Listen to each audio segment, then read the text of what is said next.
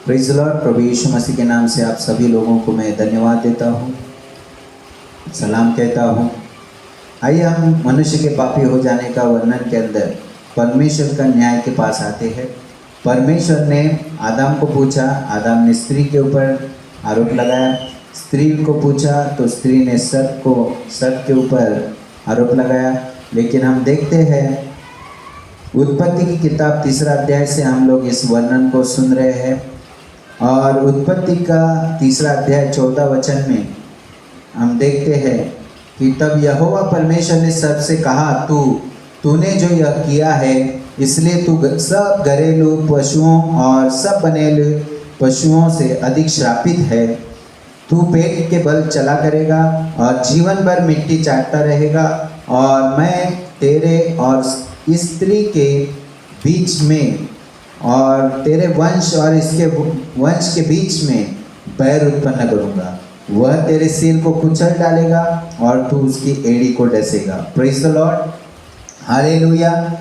शैतान को परमेश्वर जानता है और इसलिए मनुष्य को परमेश्वर मौका देता है कि वो अपना गुनाह को, जब परमेश्वर उन्हें पूछे तो वो कबूल करे, अपने पापों को पश्चाताप करे और क्षमा मांगे। लेकिन शैतान को कहीं भी बाइबल के अंदर मौका नहीं है क्षमा मांगने का, पश्चाताप करके क्षमा मांगने का, ताकि प्रभु उसे क्षमा करे। हालेलुया। इस कारण हम देखते हैं कि सर्प को प्रभु ने, शैतान को प्रभु ने पूछा नहीं, बल्कि डायरेक्ट उसको श्रापित किया है। Praise the Lord. फिर स्त्री ने ये उसका सुनकर पाप करने के कारण स्त्री को भी परमेश्वर ने बहुत ही बड़ा श्राप दिया है। Praise the lord. प्रभु कहता है स्त्री से कि मैं तेरे पीड़ा और तेरे गर्भवती होने के दुख को बहुत बढ़ाऊंगा। तू पीड़ित होकर बालक उत्पन्न करेगी और तेरी लालसा तेरे पति के ओर होगी और वह तुझ पर प्रभुता करेगा।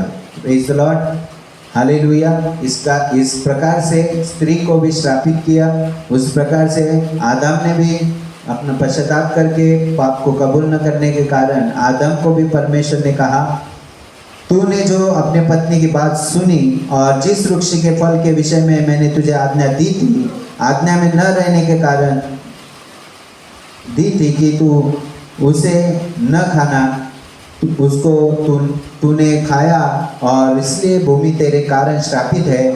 तू उसके ऊपर जीवन भर दुख के साथ खाया करेगा और वह तेरे लिए कांटे और उटकटारे उगाएगी, और तू खेत की उपज खाएगा और अपने माथे के पसीने की रोटी खाया करेगा और अंत में मिट्टी में मिल जाएगा, क्योंकि तू उसी में से निकाला गया है और तू मिट्टी तो है और मिट्टी ही में फिर मिल जाएगा।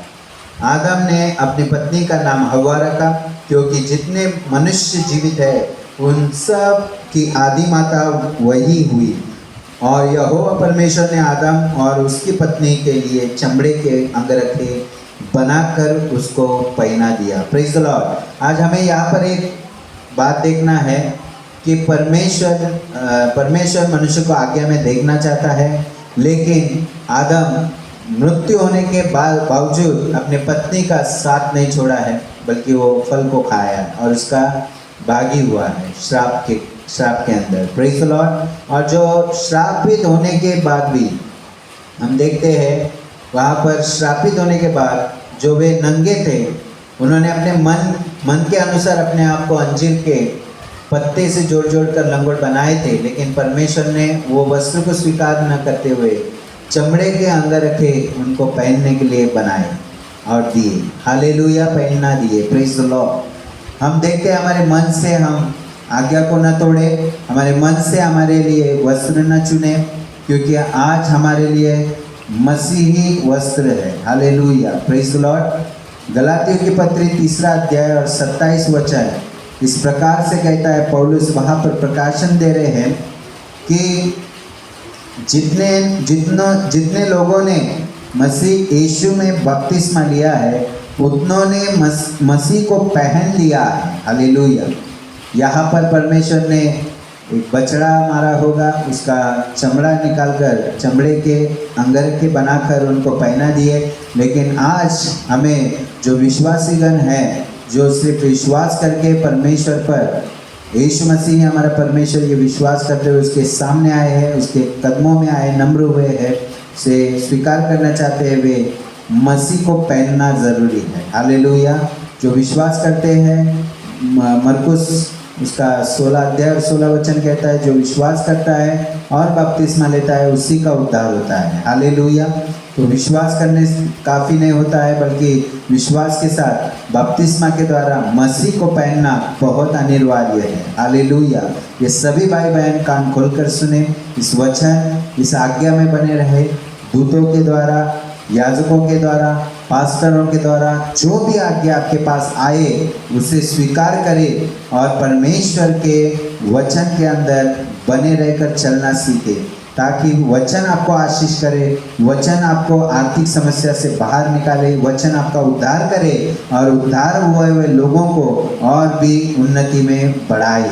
प्रभु के अंदर वचन ही हमें एक सामर्थ्य देता है कि अगर हम प्रार्थना करते होंगे तो और अधिक प्रार्थना में बढ़ेंगे, अगर हम उपवास करते होंगे तो और उपवास में हम बढ़ेंगे, अगर हम आराधना करने वाले होंगे तो और भी आराधना करने वाले होंगे, क्योंकि वचन ही देदारी यीशु मसीह है।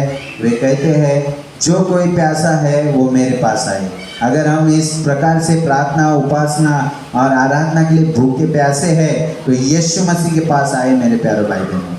इस सारे प्रकाशन को प्रभु आपके पास पहुंचाए। इस वीडियो को ज़्यादा से ज़्यादा लाइक, शेयर करना। इस वीडियो से हम कोई भी कमाई नहीं कर रहे, बल्कि एक ही उद्देश्य है कि ये सेवा के अनुसार परमेश्वर का वचन हर एक व्यक्ति के पास, जो विश्वासी है और अविश्वासी है, उनके पास पहुँचे, उनकी शुरुआत उन्हें समझ में आए, ताकि परमेश्वर उनको समझ में आए, जाने और परमेश्वर यीशु मसीह के पास वो लौट कर आए। यीशु उनको आशीषित करे, प्रभु यीशु उनको आशीषित करे, अनुग्रह दे और प्रभु आने तक उनको शांति में बनाए रखें। आमीन।